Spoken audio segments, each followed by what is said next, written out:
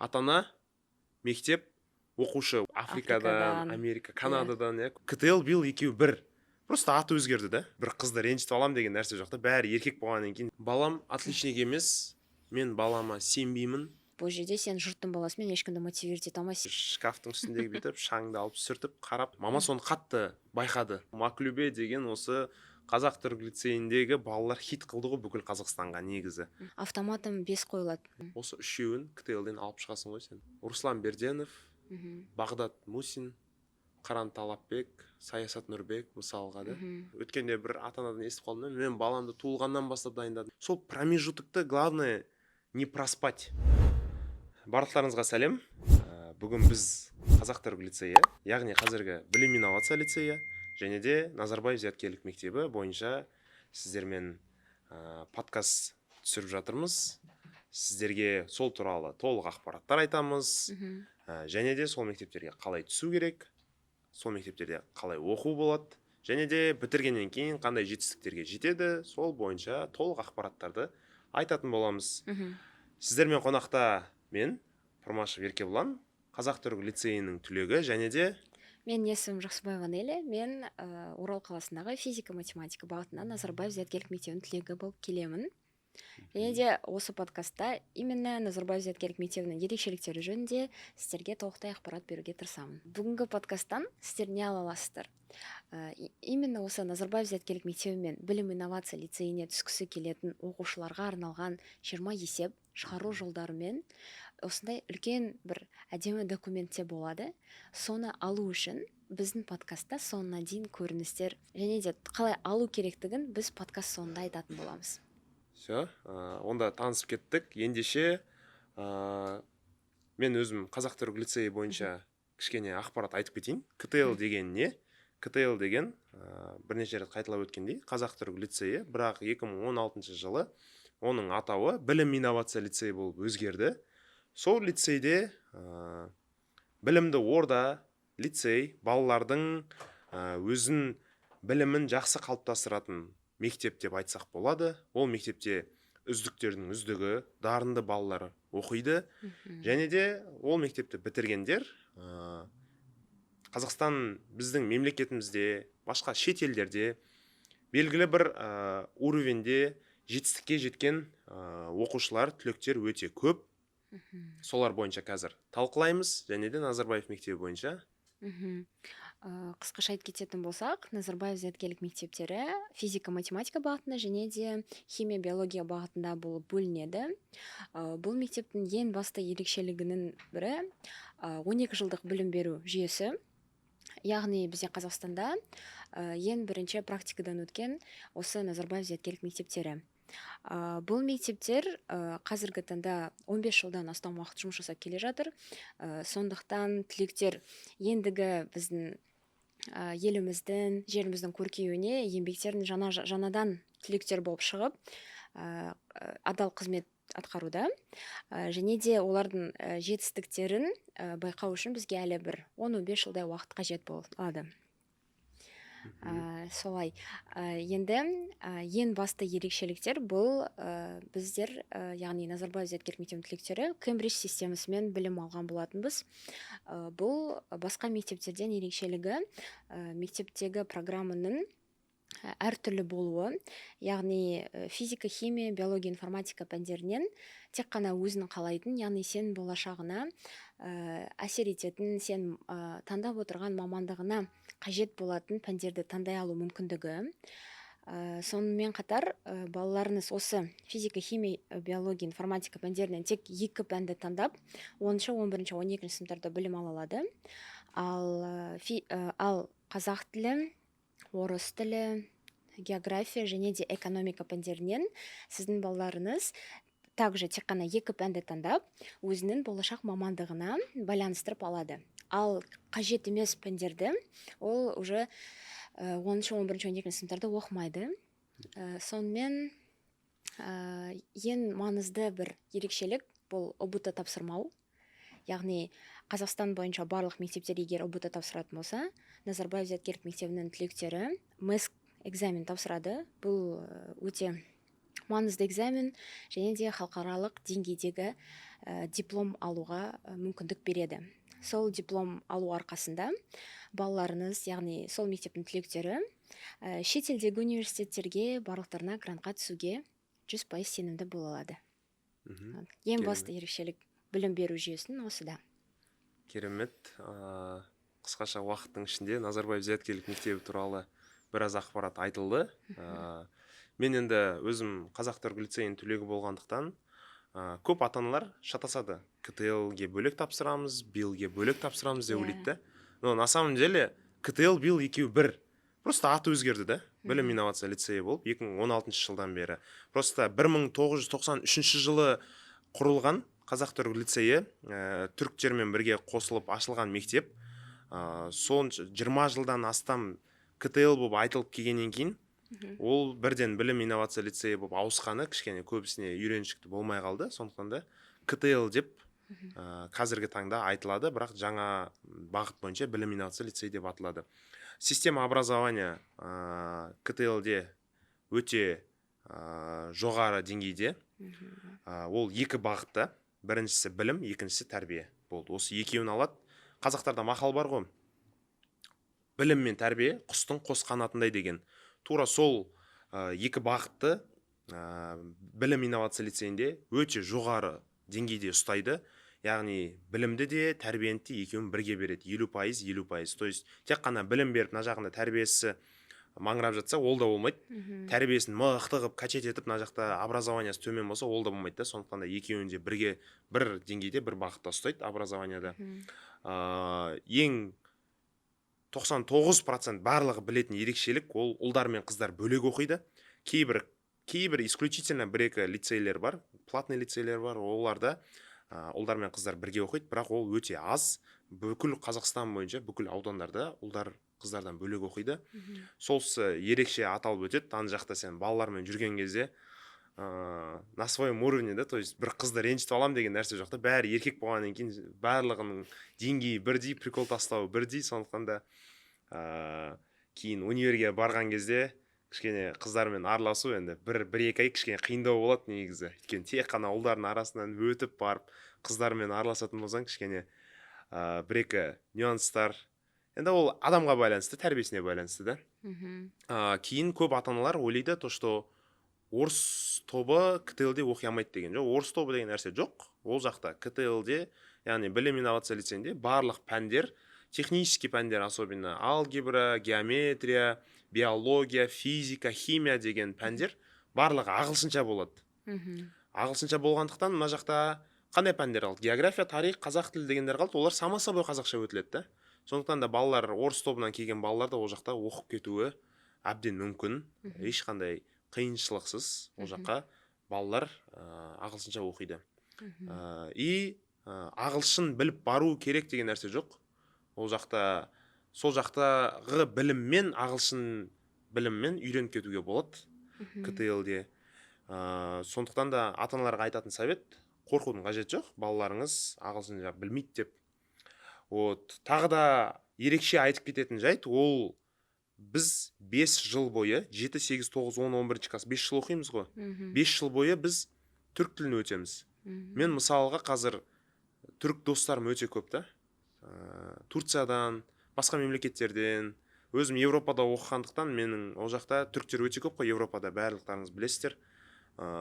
Бүкіл түріктермен барып, разговорный ауызекі тілде барып, беймарал сөйлесіп кете бересің. Өйткені осы КТЛ-де қалыптасқан түрік тілі маған өте үлкен көмегін тигізді. Ол нені білдіреді? Ол сен нетворкинг, комьюнити, то есть достарың көбірек болады деген сөз да. Тілді білгеннің арқасында. Қандай бір сөз бар еді ғой, сен қанша тіл білесің, сонша мамандық естісің ба, сондай, короче, бір сөз бар. Комментарияға жазып кетіңіздер, сондай бір цитата бар еді, қазір есімнен шығып тұр. Жақсы, одан бөлек тағы да КТЛ-ге дейінгі білімге қарамайды. То есть сен КТЛ-ге дейін қандай білім алдың, қай жерде білім алдың, ауылдансың ба, қаладансың ба, ештеңеге қарамайды, бөліп жармайды. Барлық балалардың деңгейі бірдей. То есть сен ол жаққа определенный уровеньнен өтіп түс алдың ба, все это означает то, что сен ол жақта ктл-де оқи аласың деген сөз да. Сондықтан да сенің до білімің ол жерде маңызды емес, өйткені барлығы ағылшынша болады, барлығы система образования новый болады. Бізде биология, химия пәндері замбак деген кітаппен өтілетін. ктл-де оқығандар білетін болса, лайк басып кетіңіздер. Замбак деген турецкий баспадан шыққан кітаптар қазір бар ма жоқ па білмедім, бірақ оның ішіндегі бүкіл система, бүкіл образование осы 7-ші класстарға оңай тілде ағылшынша жазылған. Сондықтан да сол кітаптың өте үлкен пайдасы тиді бізге оқу барысында. Ништа бір ерекше бір кітап оқу системасы бар ма? Назарбаев зияткерлік мектептерінің кітаптары басынан бастап, яғни 7-ші сыныптан бастап өзгеше.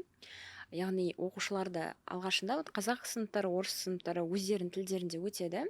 7-ші, 8-ші, 9-ші сыныптарда тек қана география пәні барлықтарына қазақша өтіледі.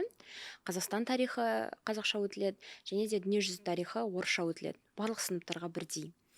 Және 10-ші, 11-ші, 12-ші сыныптарда ешбір мектепте кездеспейтін пәндер бар. Яғни Казахстан в современном мире и глобальные перспективы деген. Казахстан в современном мире пәні ол ешқандай кітапсыз жүреді.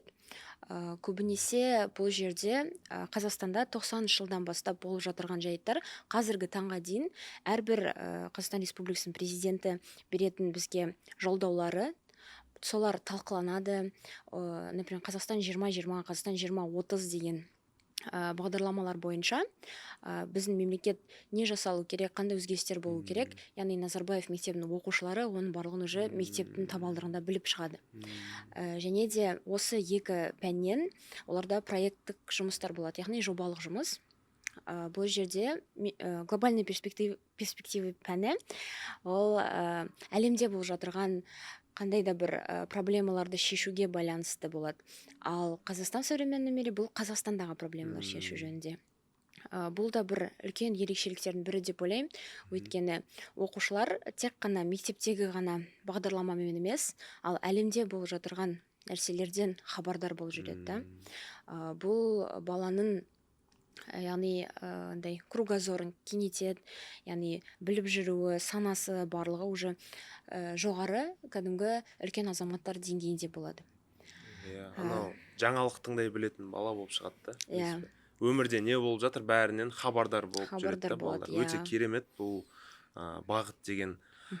Бізде ктл-де, біз деп айта берейік, біз ктл-ді бітіргенбіз ғой. ктл-де бізде тағы да бір ерекшелігі, біз 100% жатақханамен қамтылғанбыз. Қателеспесем, Назарбаев мектебінде қамтылған. Бірақ өздері біледі, жатады-жатпайды. Қазақ-түрік лицейінде, білім инновация лицейінде жатақханада жатады балалар. Ең басты нәрсе ол тазалық қой. Тазалықтың ол основа ғой. Баланың тәрбиесінің, в целом біраз нәрсесінің основасы тазалықтан басталады. Соған қатты мән береді. Біз жатақханада қалай болатын? Біздің бір күндік нормамыз сағат таңғы 7-те тұратынбыз.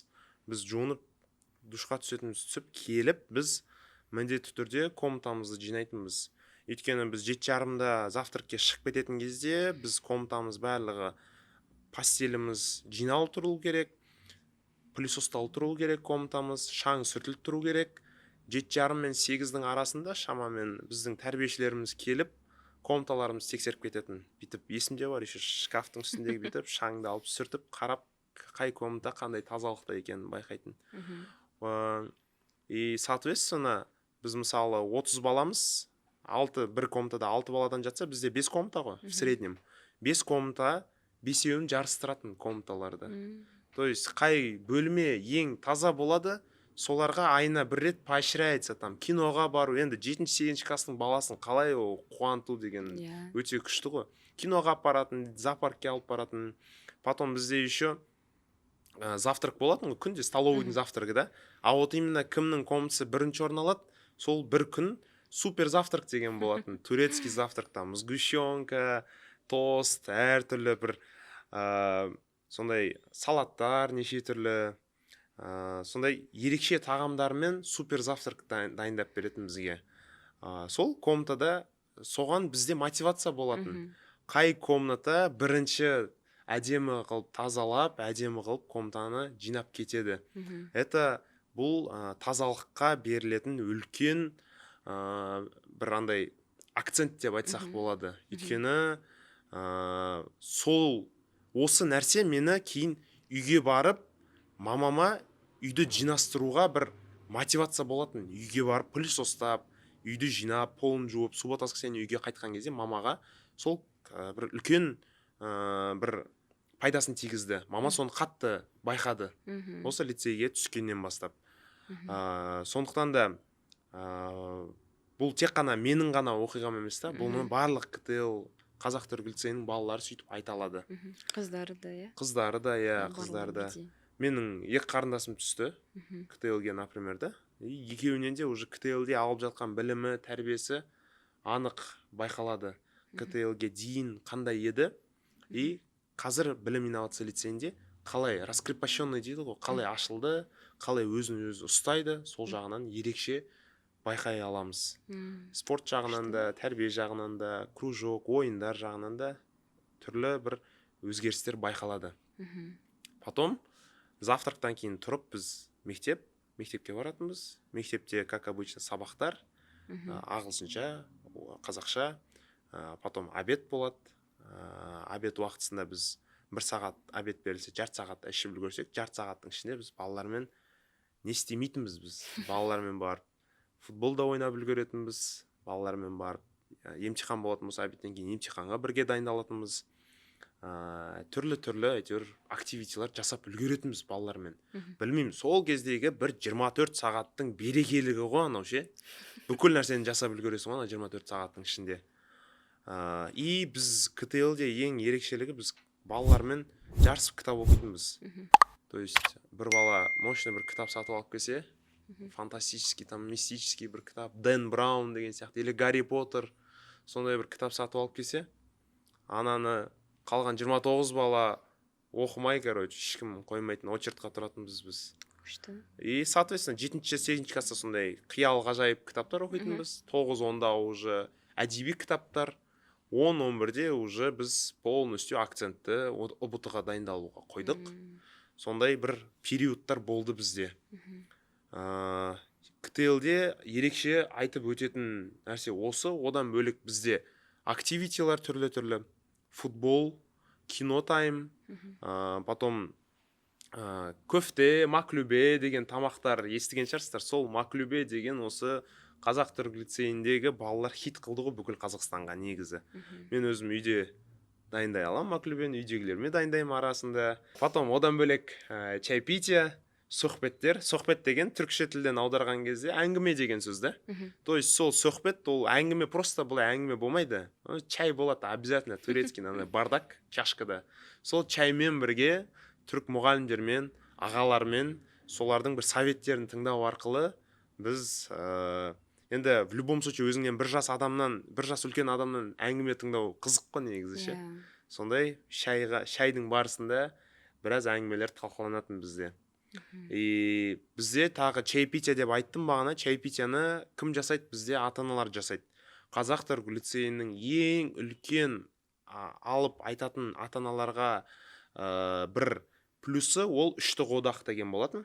Үшеу, то есть ата-ана, мектеп, оқушы. Осы үш связканы қазақ түрік лицейі өте жоғары ұстайтын. Жоғары деңгейде ұстайды. Яғни ата-ана баласын тек қана мектепке беріп, все, мектепкен бала ғана связда болмайды да, ата-ана да связда болады. Ата-ана кеп чайпития ұйымдастырады, кеп шайларға қатысады, ата-аналардың өзара конкурстары болады, ата-аналар волейбол ойнайды, футбол ойнайды, сондай түрлі мероприятияларға ата-аналар да қатысатын. Осы үштік одақ деген системаны өте жоғары деңгейде ұстайды қазақ түрік лицейі. Тағы да айтатын жайт, мысалы, тәрбие сағаттары көп болады бізде чайпития барысында. Оған тамақ, пицца, торт, су, кола сондайларды ата-аналар алып келеді. Өздері 30 баланың ата-анасы, біз итак бір жылда бір 9 айда бір 30-40 апта оқимыз ғой. Әр аптаға 30 баланың ата-аналары бір тақырыптан дайындап алып келеді. Бір тақырып, мысалға біреуінде тазалық, біреуінде тәрбие, біреуінде үлкенге қызмет, кішіге ізет деген сияқты әртүрлі тақырыптарды ата-аналар өзара бөлісіп алады да, келіп сол тақырыптарға бізге тамақ стол дайындап қояды, стол жайып қояды, и сол жерде біз отырып сол тақырыптарды ата аналардан еститінбіз. То есть тек қана ол жерде тәрбиешілер, мұғалімдер ғана бермейді, өзінің ата анасы келіп береді. Ол қандай нәрсе? Ол деген ата аналар көбісі үйінде уақыт болмайды ғой балаларына уақыт бөлуге, көңіл бөлуге ше. А бұл жерде ата ана шын ізгі ниетпен келіп, өзінің баласы ғой кәдімгі 30 бала отыр да, просто өзі сияқты, өзінің баласы сияқты 30 бала отыр. Соларға отырып үлгі насихаттайды тәрбие жөнінде. Сол өте үлкен атап айтып кететін ерекшелік. Өте керемет. Енді бұл жерде екі мектептің андай бір-бірінен прям андай бөлетін ерекшеліктердің бірі, Назарбаев зияткерлік мектебі қазақ сыныптары мен орыс сыныптарына, яғни үлкен сыныптар егер қазақ тілде өтетін болатын болса, кіші сыныптардан орысша оқитын сыныптар таңдалады. Олар өздері бірігіп бір шаңырақ құрады.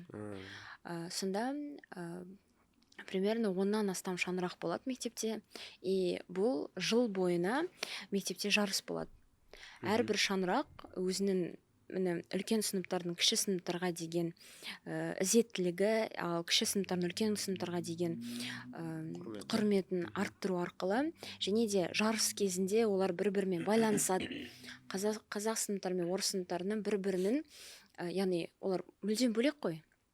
Бұл жерде олар бір-бірімен именно ортақ тақырыптар табады, ортақ именно жарыс кезінде барлығы бір-бірімен бірге алады да. Сол именно бұл жерде тек қана лидерлар ғана емес, ал кәдімгі командный жұмыс, кәдімгі топпен жұмыс арқылы олар бір-біріне көмектесу арқылы және де бір-бірімен тілдесу арқылы үлкен күшті результаттарға жетеді. Ал жыл соңында самый күшті болған, яғни ерекшеленген шаңырақтар марапатталады міндетті түрде. Ал бірінші орын алғандар туған елге тағзым программасы бар. Туған елге тағзым бағдарламасы бойынша олар әрбір Назарбаев зияткерлік мектебі бір-бірімен оқушылар алмасады. Яғни шаңырақтың үздік оқушылары басқа қалаға, например, Шымкентте ХБН мектебінің түлектері алдыңғы жылы Түркістандағы ХБН мектебіне барды. Ал Түркістандағылар Қызылордаға, Қызылордағылар Оралға, сондай сияқты да. Сол арқылы, мысалы, Назарбаев зияткерлік мектептері 2010 жылдан бері жұмыс жасап келе жатса, сол кезден бастап қаншама жыл сайын, яғни уже 14 жыл болды, 14 жыл бойына сөйтіп ауысып, әрбір қалаға барады, сол жақтан да сол мектептің ішінен өзара олар тілдесіп, опыт алмасып, сөйтіп жазғы уақытты керемет өткізеді. Тағы да бір басты ерекшеліктер бұл деген жазғы мектеп деген бар. Яғни майда емтихандар аяқталғаннан кейін 7-ші, 8-ші, 9-ші сыныптарда міндетті түрде осы летняя школа болады. Бұл жерде балалар сабақ оқымайды. Бұл жерде робототехника, мәнерлеп оқу, сондай олардың именно ораторлық қабілеттерін, критическое мышлениесін дамытатын сабақтар болады. Сол арқылы балалар жаздың алғашқы 2 аптасын андай бір күшті продуктивный өткізіп бастайды да, ары қарай ол уже қалған 2 айда стимул болады. Ол жерде де ата-ананың жұмысында 2 апта, ауылдағы 2 апта сияқты программалар, үй тапсырмаларын беру арқылы балалардың именно жазда да бос болып қалмай, өздерінің бір қасиеттерін дамыту үшін сондай мүмкіндіктер беріп отырады. Сондай мектепте именно жазға да, күзге де, көктемге де пландар әртүрлі беріледі. Ал Назарбаев зияткерлік мектептері олимпиадалары бойынша айтып кететін болсақ, және де жарыстар бойынша Назарбаев зияткерлік мектептер тек қана өзара ойнайды. Яғни республикалық, облыстық деңгей дегеннің барлығы тек қана Назарбаев зияткерлік мектептерінің арасында болады. Егер ол жерден үздік болып көрінген болса, онда халықаралық деңгейге барып шығып өзіңді көрсете аласың. Бірақ әрбір балада шанс болады. Пәндер бойынша, например, волейбол, шахмат бойынша да әрбір мектеп өзара бірінші облыс бойынша ойнайды. Например, Батыс Қазақстан облысы бойынша Орал, Атырау, Ақтау, Ақтөбе қалалары өзара қатысады. Одан үздік болғандар уже республикалық уровеньға өтеді. Сондай басты ерекшелікпен олимпиадалар өткізіп отырады. Бұл олимпиадаларға 7-ші сыныптан 12-ші сыныпқа дейін әрбір сынып оқушысы, егер өзін дайынмын десе, қатысу мүмкіндігі болады. Проявиться можно десеңші. Иә, Еще, әрбір жағдайда. скорее всего, мысалға бір бала пәндік сәл слабый болса, он может в спорте проявиться, да? Иә. Шахмат бар, теннис бар, футбол, волейбол, сол жақтардан. Не только олимпиада, да? Бізде де тура сондай болатын, қазақ түрік лицейінде. Олимпиададан в целом негізі КТЛ-дың фундаменті өте жоғары. Көп халықаралық жаңалықтардан, олимпиадалардан орын алып жатқан КТЛ-дың балалары, білім инновация лицейінің балалары деп атап айтылып жатыр жаңалықтарда. Оған президентіміз де Қасым Жомарт Тоқаев не шығарды, чтобы балаларға призовой фондтар там миллион, 2 миллион теңге сыйақы беріледі. Одан бөлек балалар да бізде ән жарыс, өнер байқаулары, сондай футбол, теннистерден сондай республиканский деңгейлерде де жарыстарға баратын, и жарқын болашақ деген болатын. Одан финалистер Турцияға путевка алатын, да? То есть туда-обратно перелет, барлығын сол жақта не қылатын. Ол жарқын болашақта ән, мәнерлеп оқу, сондай өлең айту, сол бойынша жарыстар болатын. И ондай жарыстар өте көп, олимпиадаларда. Сондықтан да КТЛ-де, Назарбаев зияткерлік мектебінде оқыса балаларыңыз, ол ерекше жер. Балалар, әрбір бала ол жаққа түсіп бір оқу керек сияқты, бірақ оқу үшін ол жақтан бір отдельно отбордан өту керек екен. Тағы одан бөлек бітіретін кезде КТЛ-де не алдым? КТЛ-ден мен 4 тілде сөйлеп шықтым. Яғни ол қазақ тілі, орыс тілі, өзім ана тілім қазақ тілім. И одан кейін ағылшынша жақсы білдім. 4-ші тіл түрік тілден. Яғни қазір мен 4 тіл біле алам деп айтам. Түріктермен түрікше, ағылшындармен ағылшынша еркін сөйлей беремін. КТЛ-ден алған ең басты алған бір мүмкіншілігім ғой. Одан бөлек КТЛ-ден кейін мен ағылшын емтихан жақсы тапсырған арқасында мен Европада оқыдым, Польша мемлекетінде. И Европадаға болғандықтың арқасында мен бүкіл Европада көптеген крупный қалаларда, Париж, Барселона, Амстердам, Берлин, Прага, Вена деген қалаларда болдым. Одан бөлек мен өзімнің сүйікті клубым Барселона футбол клубының матчына барған болатынмын. Сол жақта жанкүйер болып қайтқанмын. Оның барлығы осы білімнің арқасында. Грантта оқыдық біз Польшада. Вот сол КТЛ-дың берген мүмкіншілігі деп атап айтсам болады. Назарбаев зияткерлік мектебінде мысалы егер қазақ-түрік лицейі тек қана осы ағылшын мен түрік тілінде және де түрік мұғалімдермен кездесетін болса, ал Назарбаев зияткерлік мектебінен басты ерекшеліктері бұл шетелдік мұғалімдер, яғни барлық әлем бойынша әрбір мемлекеттен, әрбір мектепте бір 20-дан 30-дан астам шетелдік мұғалімдер жүреді. Индонезия, Африкадан, Америка, Канададан, көп сондай мұғалімдер келетін. Великобританиядан. Олар бүкіл әртүрлі түстері де әртүрлі, сөйлегендері, акценттері барлығы әртүрлі болады. И ең басты андай көзге түсетін нәрсе бұл ол мұғалімдермен сен қалада кездесе аласың, автобуста кездесіп қала аласың, мектепте олар, например, сенімен бірге бүйтіп диванда отырып әңгімелесе алады. Бұл ағылшын тілінің акцентсіз сөйлеуіне ең үлкен мүмкіндік та. Өйткені сен мұғалім ретінде емес, ал бір көршін ретінде, бір собеседник ретінде сөйлесіп отыру арқылы тілдесесің, араласасың, сол жақтың өмірі туралы білесің. Бұның барлығы баланың миындағандай бір блоктарды шешеді. Сен тек қана қазақ мұғалімдермен ғана емес, ал бұл жерде уже шетелдік мұғалімдермен. Және де Назарбаев зияткерлік мектептері барлық халықаралық праздниктер, яғни мерекелердің барлығын тойлау мүмкіндігін береді. Яғни Хэллоуин, Рождество сияқты, Пасха, оның барлығы мектепте кәдімгі үлкен деңгейде аталып өтіледі. Ал Наурыз мейрамы міндетті түрде, например, жаңа жылда соның барлығын мектептік уровенде, яғни үлкен деңгейде аталады. барлық сынып оқушылары, барлық мұғалімдер именно сол елдің азаматы бар болса, например, сол праздниктардағы, оларға өте андай бір жылы сезім болады, олар бір марқай қалады да. Вот сол момент именно біздің миымызда бір шектеулерді алып тастады да. Біз яғни уже басқа ұлттың адамы, сен басқасын, өзгесін деген сияқты емес, біз барлығымыз адамбыз, барлығымыз бірдейміз, и бір бірімізді сыйлап үйренеміз да сол кезде. Вот соның барлығы үлкен өмірге аяқ басқан кезде біздерге өте андай жеңіл болды да. Өйткені қай қалада болмасын, қай мемлекетте болмасан да, яғни болсан да, сен уже андай культурный шок деген нәрсе бар, оны сезінуін жеңілдет. Және де тілде енді сен уайымдамайсың. Сен, например, сенен жол сұрай ма, сен спокойно айта аласың да. Бұның өзі уже басқа адамдарға вау болғанмен, сіздің балаларыңыз үшін бұл уже оңай нәрсе болады. И Назарбаев зияткерлік мектебінің енді базасы өте күшті болады. Білім бойынша барлық фундамент өте андай нық орнатылады да. И сен уже бірінші курстан бастап өзіңнің ерекше екеніңді көрсете аласың.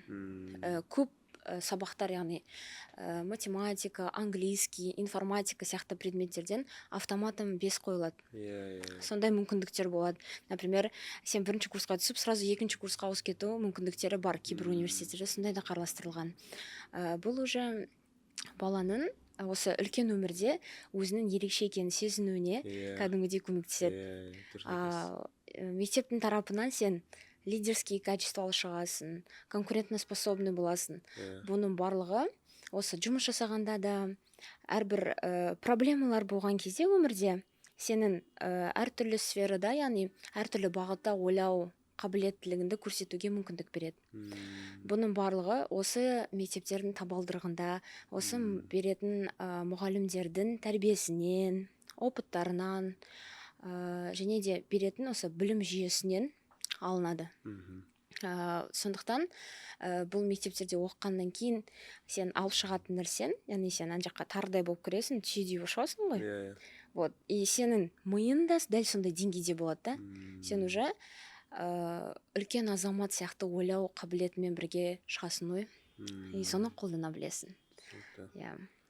Мен КТЛ-ді бітіргеннен кейін дәл осы универде өз достарының арасындағы былай айтқанда авторитет. То есть көп балалар уже саған бір плюс балл беріп қояды да саған. Ол КТЛ-ді бітірген, ол уже знаток, ол там білімдірек, можем у него списать дегенде ше, содан көшесек болады деп. Сөйтіп, ол саған достарының арасында өзіңді ұстауға бір плюс. То есть, сен уже уверенно сезінесің достарының арасында. И достарың уже басқа КТЛ-ді бітірген достарымен, туысқандармен сені салыстырады да уже. Менде досым бар КТЛ-ді бітірген, или Назарбаев мектебінде оқыған менің інім бар, ағам бар, деп уже солардың деңгейімен ол да жақсы оқитын, ол жаққа тек отличниктер түседі деп өздері мойындап тұрады да.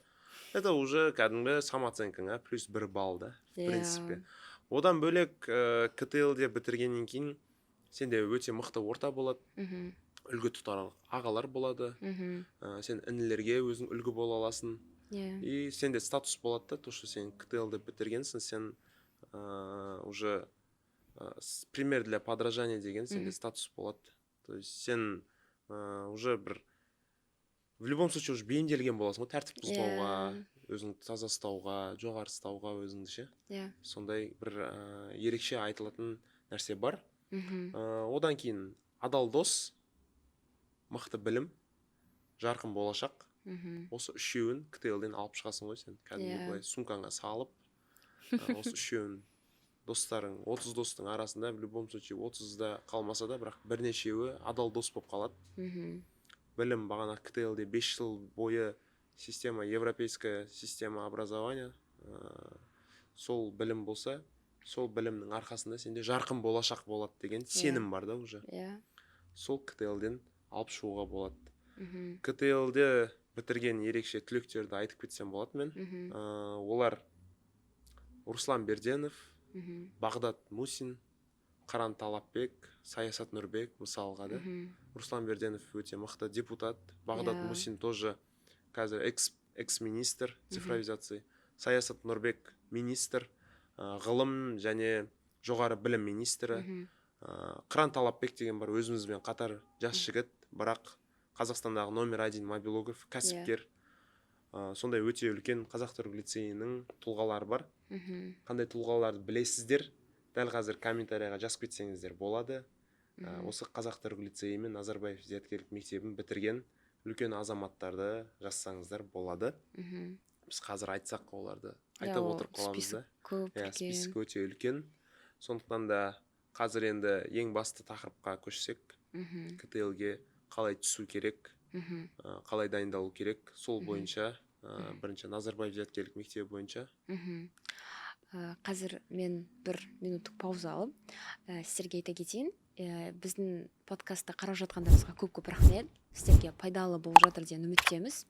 Сонымен қатар біздің подкастта соңына дейін қалсаңыздар, осы Назарбаев зияткерлік мектебі мен білім инновация лицейіне түсуге көмектесетін 20 есептің берілгені, шығарылу жолы барлығы көрсетілген документ сіздерге сыйлыққа беріледі.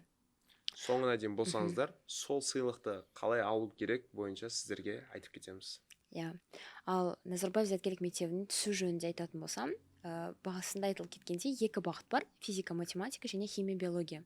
Физика, математика бағытын математиканы шын жүректен сүйетін оқушыларға кеңес беремін сол жаққа түсуге.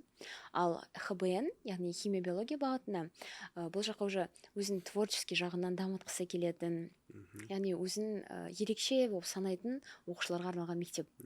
Бұл мектепте түсу үшін 2 этап бар, яғни 2 күндік экзамен. Бірінші күні математика, логика және де жаратылыстану пәндерінен емтихан тапсырылады. 6 сынып оқушыларына 7 сыныптан бастап уже мектеп басталады. Ал екінші күні 3 тілден емтихан тапсырылады. Яғни бұл жерде қазақ тілі, орыс тілі және ағылшын тілі. Бірақ бұл жерде ең маңызды момент грамматика емес. Яғни бұл жерде баланың 3 тілде ойлау қабілеті сыналады. Яғни текстпен жұмыс. Бұл жерде әртүрлі деңгейдегі тексттер болады. Ертегіден үзінді, өлең шумақтары болуы мүмкін, немесе шығарма бір кітаптан, сұхбат болуы мүмкін. Ол жерде уже баланың ойлау қабілеті. Яғни сол тексттен сұрақ қойылады, сол тексттің ішінен жауапты таба білу арқылы дұрыс жауап бере алады. Бұған өте үлкен дайындық керек. Өйткені бұл жерде 1500 балл. Бұл жерден 100-ден жүйрік мыңнан тұлпар оқушы ғана түсе алады. Сондықтан балаларға дайындалу керек. Міне осындай 2 күндік емтиханды тапсыру арқылы балаларыңыз Назарбаев зияткерлік мектебінің оқушысы атану мүмкіндігін ие болады. Балам отличник емес, мен балама сенбеймін. Балам ауылда оқиды деп көп ата-аналар өздерінің балаларына сенімсіздік танытады. Ол өте үлкен қателік. Яғни бұл қатты қынжылтады бұл нәрсе. Бізде класста ауылының ішіндегі ауылда оқыған балалар бар да, сөздің ашығы. Сол балалардан 11 класс кезде біз ОБТ-ның есептерін сол балалардан сұрадық қой біз. Өйткені сол балалар дарынды болып келеді. Ауылдың балалары да дарынды болып келеді. Не только қаланың ішінде отырып алып компьютердің алдында есеп шығарған балалар емес. Таксимен былай жүретін балалар емес. Көбісі қателеседі еще. Байдың балалары оқиды деп. Ондай емес. Барлығының деңгейі бірдей. То есть ата-аналардың басқа бір жерден алған бір стереотипі болуы мүмкін да. Бір ата-ана біреуден сұрады, білмейтін біреуден сұрады да. И ол білмейтін адам сөйтіп жауап бере салды. Или ол білмейтін адам емес. Ол адам өзінің баласын түсіре алмады, содан кейін сондай ой қалыптасқан да. Сондай қате понятие беріп жіберуі мүмкін да. Ол жақта тек ақшамен түседі, байдың балалары оқиды. Или даже андай бар ғой, балалар сол мектепте оқығаннан кейін бастары ауырады. Ауру болып қалады балалар деп. Бұл тек қана оқиды ол жерде, тек қана оқиды, тек қана кітаптың ішіне кіріп кетеді, балалардың басы ауырады деп шығады. Ол өте дұрыс емес нәрсе, қате нәрсе. Ол бар. Ауыратын балалар ол сыртта жүріп те ауырады, басқа мектепте жүріп те ауырады да. Ауыратын балалар ол садикте де ауырады, ауыратын балалар универде де ауырады да. Ол мектепке қатысы жоқ та, оның ешқандай. Егер мектепте оқитын 30 баланың 30-да ауыратын болса, ол мектеп давно жауып тастайтын еді да. Қате қағидамен же. Так что ата-аналар өйтіп қателеспеңіздер. Ондай қателік жоқ негізі. Сондықтан да балаларыңызды түсіріңіздер, дайындалдырыңыздар. Барлық балалардың мүмкіншіліктері бірдей. Бұл мектептерде оқығандар да, оқымағандар да ғой. Құрметті көрермендер, егер сіздерге біздің подкаст ұнап жатса, тіркелуді және лайк басуды ұмытпаңыздар. Және подкастымызда тағы қандай ақпараттар көргіңіз келеді, сол бойынша комментарияға жазып кетіңіздер. Бұл мектепке қазақ-түрік лицейіне қалай түседі? Қазақ-түрік лицейіне 3 пәннен тапсырады. Біріншісі, ең басты 2 пән математика, логика. 90% сол математика мен логика шешеді. И 10 сұрақ ол оқу сауаттылығы.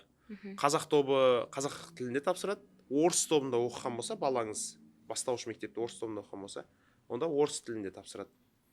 6-шы сыныпта тапсырады.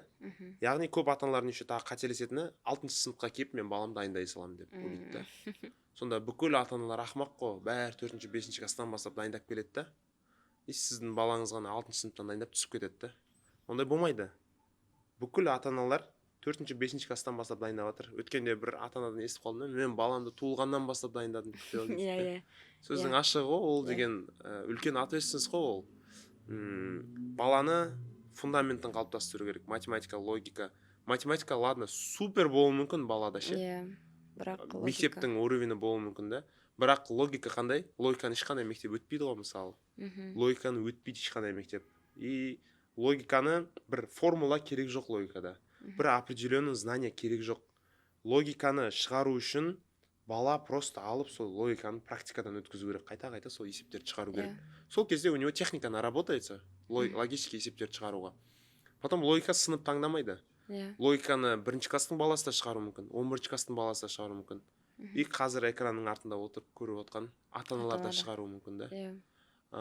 И соответственно 2-ші класстың баласы сол логиканы шығара алуы мүмкін да. Үлкен кісі 40-та кісі шығара алмауы мүмкін. 5-ші класстың баласы шығара алуы мүмкін да. Бірақ 11-ші классқа НТ-ға дайындалып жүрген бала шығара алмауы мүмкін.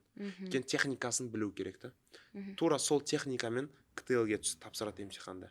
Содан көп балалардың отзывын тыңдадым да. Көбісі сол логикадан қиналды, потому что алдын ала дайындалмаған да.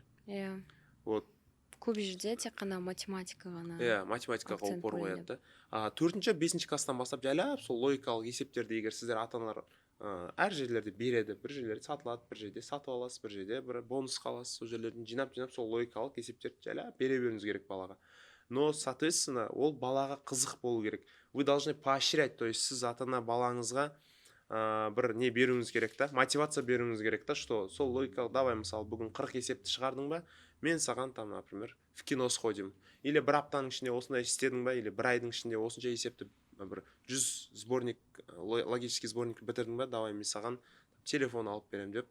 Ата-ана в любом случае, егер сіз өзіңіз балаға мотивация болмасаңыз, ешкім балаға мотивация бермейді. Бала барып ютубтан тойып алып мотивация аламайды ғой, например, да. Сондықтан да қазір біздің айтып жатқан советтеріміз сіздерге өте үлкен фидбэк болуы мүмкін. Бір какой-то бір пайдасын тигізуі мүмкін. Инсайт болуы мүмкін сіздерге. Сондықтан да осы жасап жатқан подкастымызда осы пайдалы болсыншы деген ниетте түсіріп жатырмыз. Я надеюсь, мы этого и добьемся, Құдай қаласа. Потом көп ата-аналардың қателігі бала жазда демалу керек дейді. Хорошо, допустим, 7-ші классқа КТЛ-ге түсіп алды.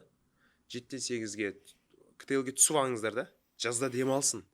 Но именно 6-ші класстың фундаментін бала өткізіп алмас үшін 5 пен 6-ші класстың ортасындағы жаз ғой ең үлкен рөл атқаратын 3 ай осы. 5 пен 6-ші класстың ортасындағы жаз. Өйткені бала бос, баланы ауылыңызға жіберіңіз, ауылда да оқи алады. Қазір заманауи, барлық дайын, барлығы интернетте де бар. Мұғалімдер де телефонмен, WhatsAppпен шыға береді.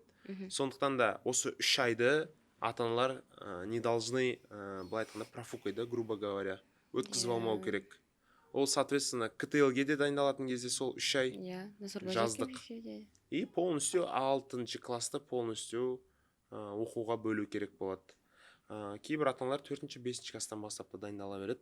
Сондықтан да солардың конкурентна способность болу үшін ата-аналар ерте бастан тұрақты дайындалу керек.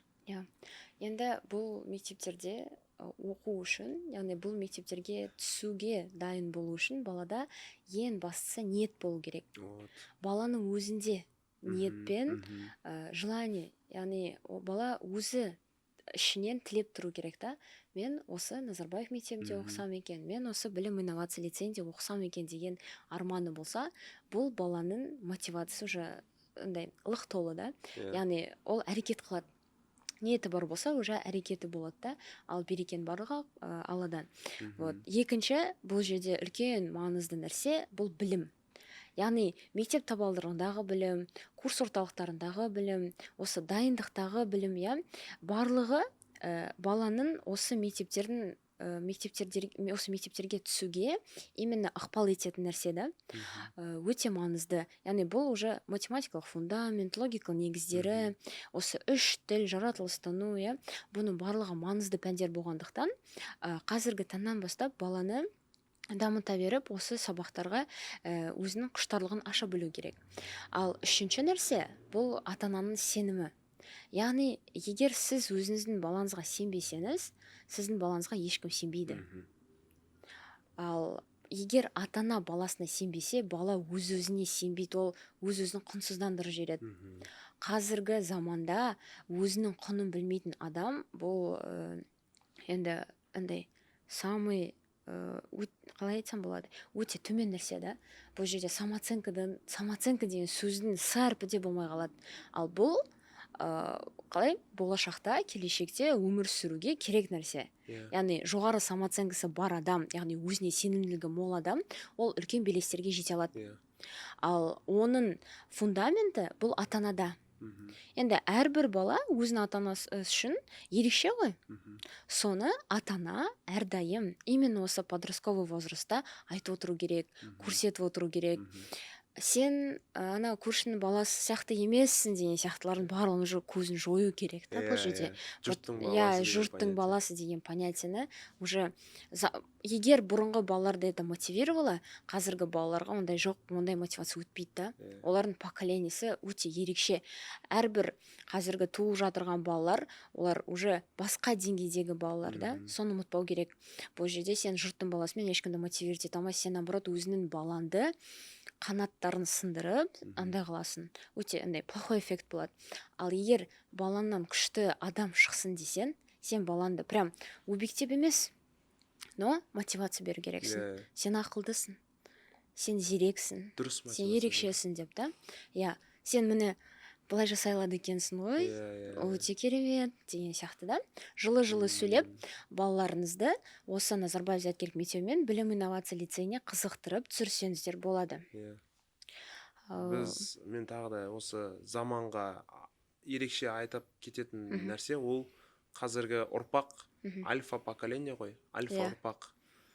Ол 2010 жылдан бері қарай туылған балаларды альфа заманның балалары деп айтады.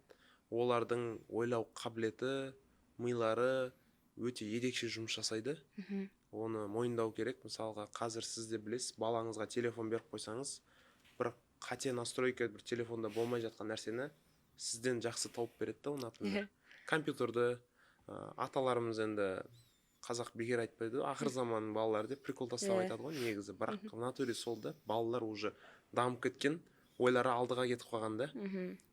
Олар бір нәрсені тез оқып алады, тез бейімделеді, адаптация тез болады оларда. Сондықтан да бұл балаларға ерекше подход керек.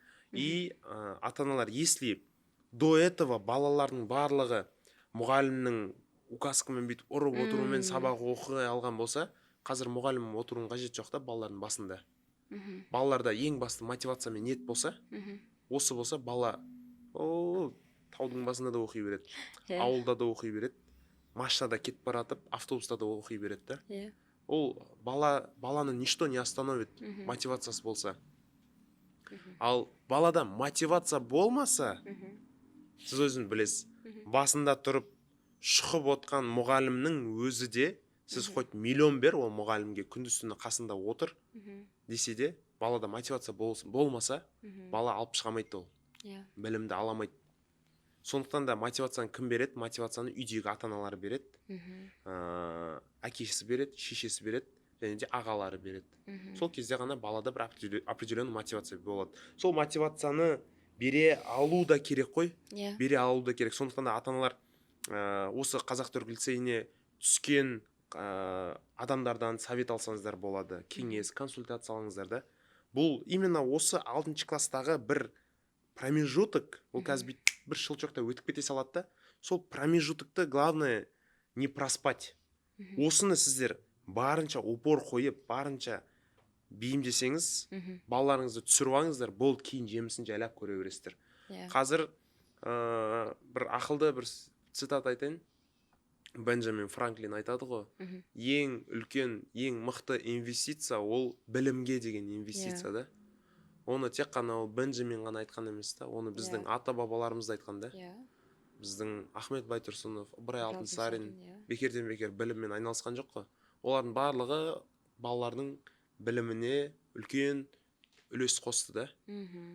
Сондықтан да білім бар жерде барлық нәрсе болады. Ертең заработок та болады, ол ертең сізді де асырайды, ол ертең өзінің семьясын да асырайды. Сондықтан да осы қысқа промежутокты балаларыңызды алып КТЛ ниш мектептеріне дайындап түсіріңіздер. Соның жемісін ертең көресіздер ғой. В принципе, мен айтатын осы. Енді айта кететін жағдай, біз кімбіз, иә? Біз, например, Еркебұлан мырза білім инновация лицейінің түлегі, мен Назарбаев зияткерлік мектебінің түлегі. Біз 20-шы жылдан бастап, яғни карантин уақытынан бастап, осы оқушыларды Назарбаев зияткерлік мектебіне, білім инновация лицейіне дайындаймыз, мотивациясын береміз, үйретеміз, осы түсуіне барша Қазақстан бойынша көмектесіп жатырмыз. Үлесімізді қосып. Өзіміздің үлесімізді қосып жатырмыз. Яғни біз өзіміз сол мектептің түлектері болғандықтан, біз осы мектептерде барынша көбірек оқушылар сол мектептерде түссін, барынша сол мектепте өз-өзін тапсын деген мақсатта жұмыс жасап келе жатырмыз. Оған дәлел біздің альфа білім, яғни жаңағы альфа поколениясына арналған альфа білім дайындық курсы. Бұл жерде біз қалай жұмыс жасаймыз?